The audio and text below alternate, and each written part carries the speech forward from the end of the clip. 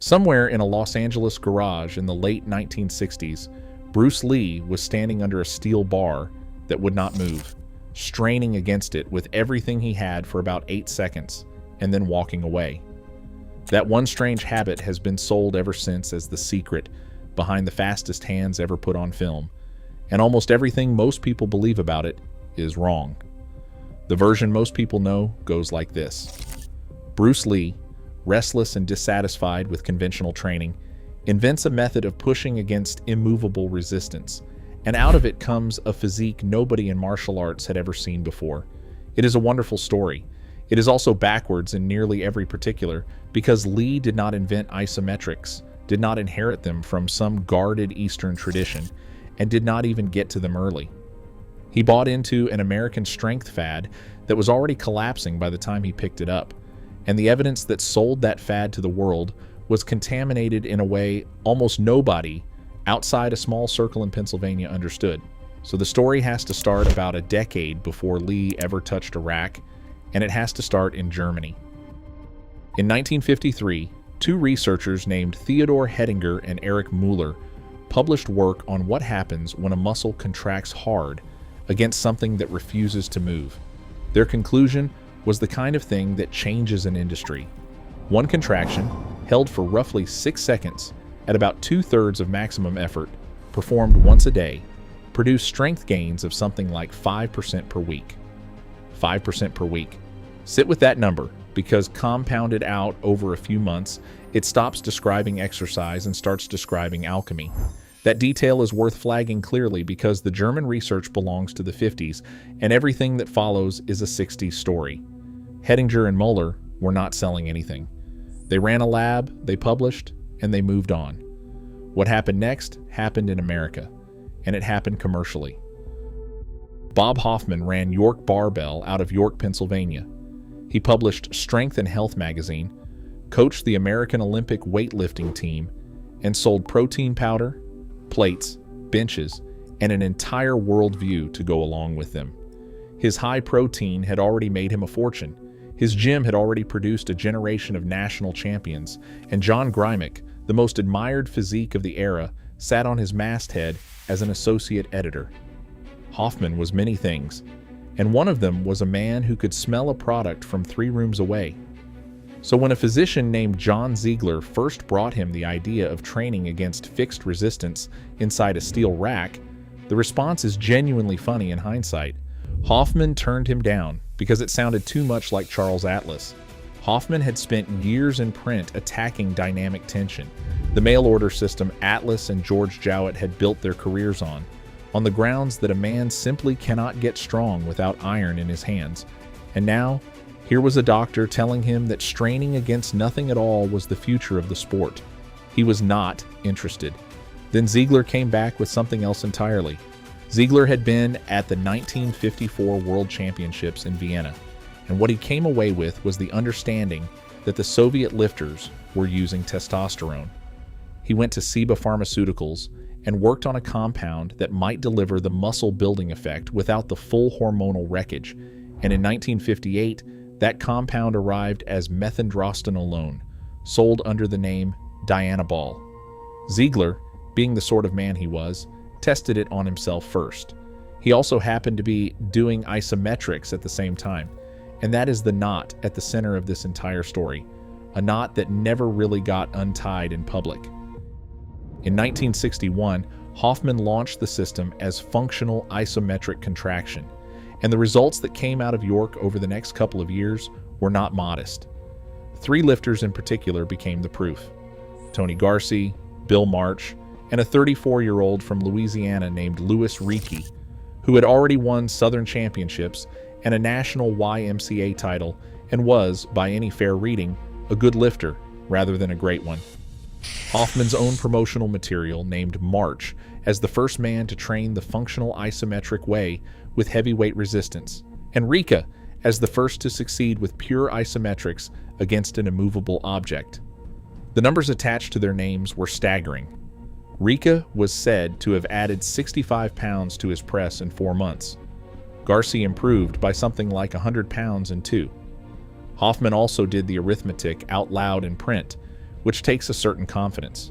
He wrote that a beginner pressing 100 pounds had a good chance of doubling that to 200 in 20 weeks. He was careful enough to add that Paul Anderson, who could already press over 400, should not expect to reach 800 by the same math, which is a hedge, technically. It is also an admission that he knew exactly how absurd the promise sounded and printed it anyway. Here's the part that reframes everything. March and Rike were on Diana Bowl. Ziegler, who was the team physician at York, was supplying it, and the strength explosion the entire world was attributing to a steel rack. And a stopwatch was, at a minimum, sharing credit with a little pink pill from Seba. Rike's personal best across the 3 Olympic lifts reportedly moved 50 pounds in 5 weeks. The rack got the headline. The pharmacology got no mention at all. Now, how much Hoffman knew and when he knew, it is genuinely contested, and it would be dishonest to pretend otherwise. Some accounts have him initially unaware of what Ziegler was doing with his lifters. Bill Starr, who was there and knew these men, told a different version, in which Hoffman was already talking about a strength-building drug to lifters in Houston as early as 1960, and simply could not keep it to himself. Both versions cannot be right. What is not in dispute is that the readers of Strength and Health were never told, and the readers noticed something was off, which leads to the best scene in the whole affair. Because by 1962, lifters around the country were buying racks, following the instructions exactly, straining against fixed bars every day like scripture, and getting essentially nothing. Not nothing in the sense of poor results. Nothing in the sense of normal results, the slow grinding kind of progress they had been making before. So a group of them traveled to York to find out what they were doing wrong. Picture that for a moment. Grown men driving across several states to ask why the miracle was not working on them, walking into a gym where the answer was sitting in a bottle in the team doctor's bag and being told, presumably, to check their form. The leak, when it came from the top.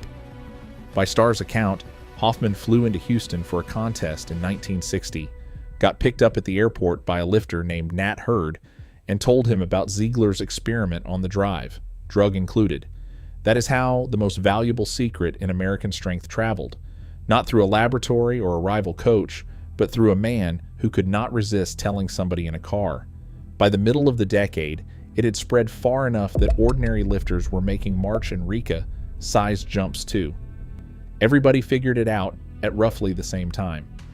Functional isometric contraction did not so much get disproven as quietly abandoned by the men who had the most to gain from it being real.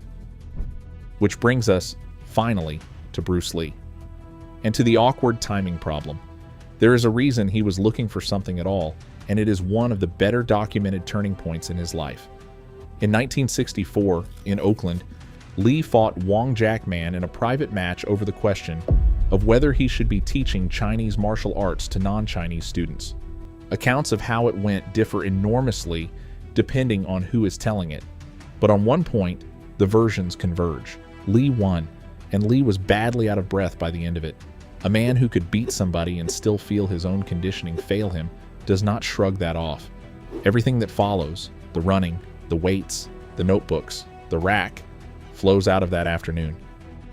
Lee took up isometrics in the latter half of the 1960s, which is to say years after the York boom had peaked and started deflating. He was not an early adopter of a cutting-edge method. He was late to a fad, and the route it reached him by is almost certainly the most ordinary one imaginable, because York sold power racks with the functional isometric contraction instructions included, and Lee was a voracious reader of American physical culture literature who owned Hoffman's material. There is no mystery here and no hidden lineage. A man ordered a rack, and the rack came with a booklet. York built a specific model for this, a heavy steel frame designed around holding a bar dead still at whatever height a lifter chose, and it is the same style of rack Lee trained on, which is a quietly strange image once it settles. The most famous martial artist of the 20th century, the man treated for 50 years as the ultimate outsider to Western strength culture, was training on an American commercial product built by an Olympic weightlifting coach in Pennsylvania and sold through the back pages of a bodybuilding magazine. What Lee did with that booklet is where this gets interesting. The best surviving record of his isometric work comes from his personal training notes, later compiled by John Little into a book published in 1998. That is a modern reconstruction of period notebooks, so it should be treated as what it is: a careful assembly of scattered material decades after the man died, not a document Lee published himself. But the routine inside it is specific enough to tell us a great deal about how he was thinking. 8 exercises, bar locked in a power rack, pushed or pulled for 6 to 12 seconds, once through, once a day. A press lockout with the bar set 3 inches below the finish of a bench press. A press start with the bar at chin height. A rise on the toes, a pull, a parallel squat, a shoulder shrug with the bar at hand height, a pull from about 2 inches below the knee.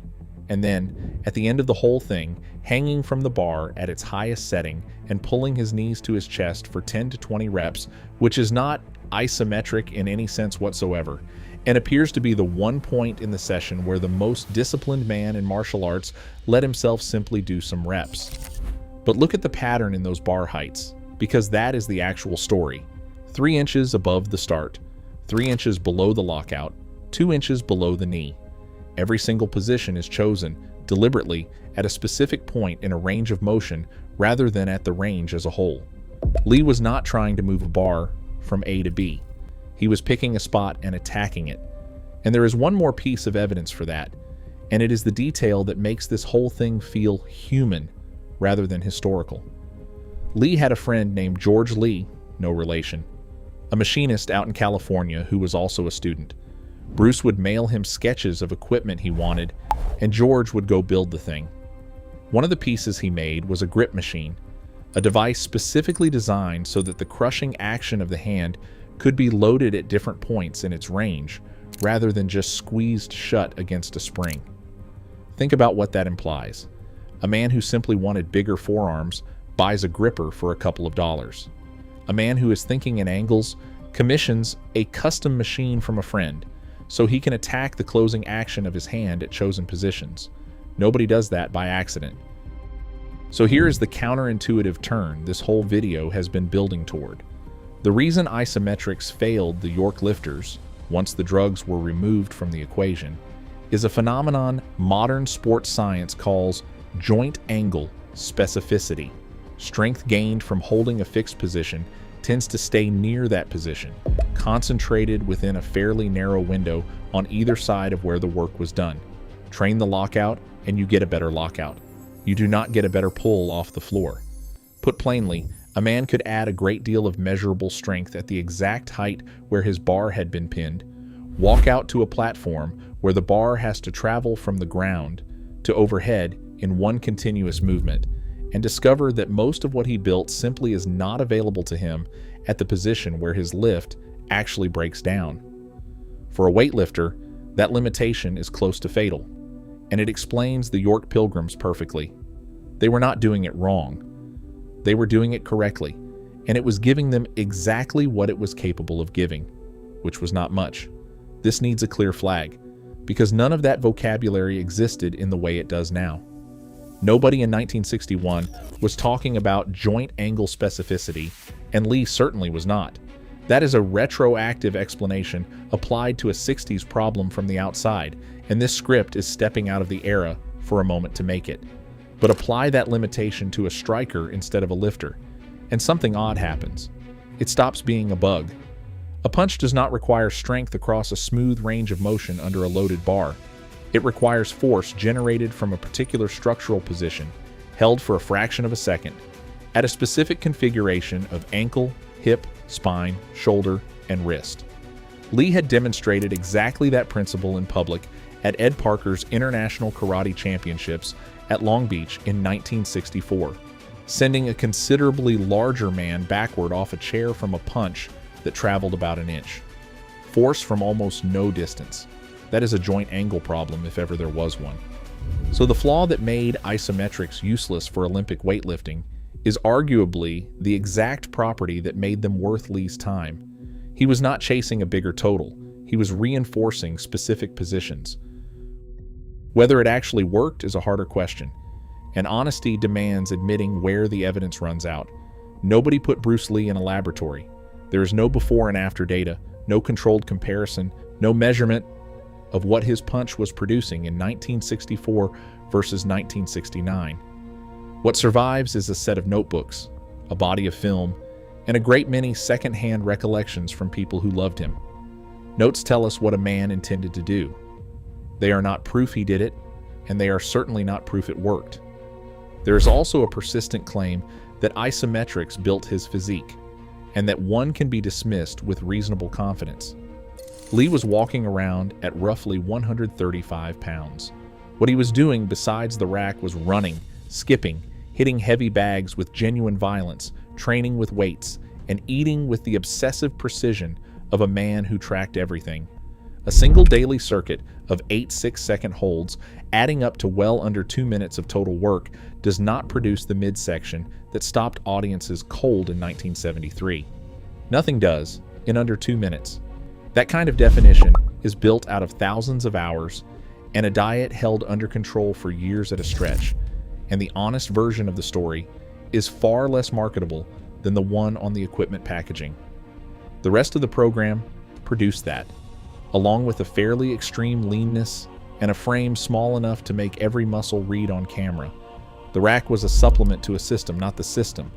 And if anyone is inclined to blame that rack for what happened to him, the record points somewhere else entirely. In 1970, Lee performed a heavy good morning, bent over with a loaded bar across his shoulders, reportedly around 125 pounds, without warming up properly first. He damaged a sacral nerve. Doctors told him he might not kick again. He spent months flat on his back in pain, and out of that stretch came the notes later published as the Tao of Jeet Kune Do. A barbell put him in that bed. The immovable bar in the rack, whatever else it did or did not do for him, never came close to hurting anybody. So did Bruce Lee's isometrics actually work? Judged against what Bob Hoffman promised in 1961? No. And they never did for anyone. That promise was written on the back of results that had a pharmaceutical thumb on the scale. And once the thumb was accounted for, the miracle evaporated for every lifter who chased it. Judged against what Lee asked of them, the answer is a genuine maybe, leaning toward yes. He used a discredited method for a purpose it was never marketed for, in a way that happens to align with what the research eventually concluded about it, and he was doing it years before anyone had the language to explain why it made sense. He did not invent isometrics. He did not discover them early. He did not get his body from them. But out of everybody straining against fixed steel bars in that decade, the man who understood best what the method was actually good for was not the Olympic coach who sold it, and was not the physician who designed the rack. It was a 135-pound movie star in a California garage who read the booklet, ignored the promise on the cover, and kept only the part that was true. Which raises a question worth sitting with. How many other discarded methods from that era were not wrong, just aimed at the wrong target by the men selling them?